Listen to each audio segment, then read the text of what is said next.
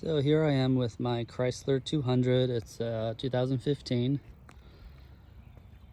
2.4 multi-air engine. I have the fuel light on, and in turn I have the check engine light on. So I don't have any other codes, just that fuel cap light. So what I did is I jacked the car up and took the tire off, and I bent this wheel well back. There's just some 8mm screws that hook right into it. So 5 total, just take all those out. And then there's one big one that, let me see if I can get to it here. I just used a big Phillips head screwdriver to get that off. And so the part you're looking for, well, at least the part that was bad on mine, is this thing right here.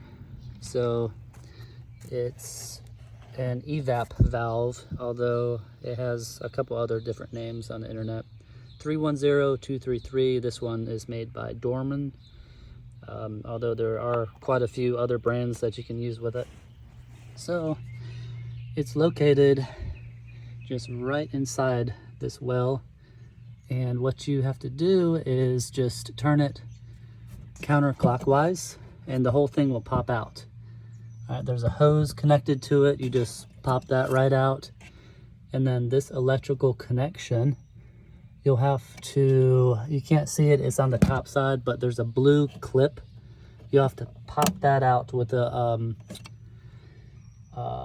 flathead screwdriver, and that connection will just come right off. So it's pretty much just plug and play. So don't forget about this gasket here. It sits right on the inside of this, pretty snug. So you'll have to, it might still be connected to this canister here when you take the evap valve out. So you just look for it. You don't want to stack 2 on top of each other. That wouldn't be good. So this is the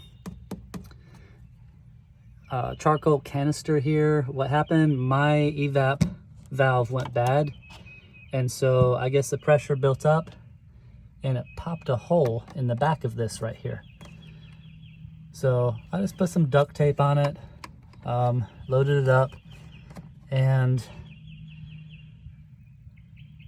it does fine. You'll have to, once you put that valve back in, you'll have to reset the code. So if you don't have a reader, you can go to like AutoZone or Advanced Auto Parts, and they can reset it for you. And you might have to pull the negative side of the battery off too for just a couple minutes, and then put it back on, and that should do the trick. So good luck, guys.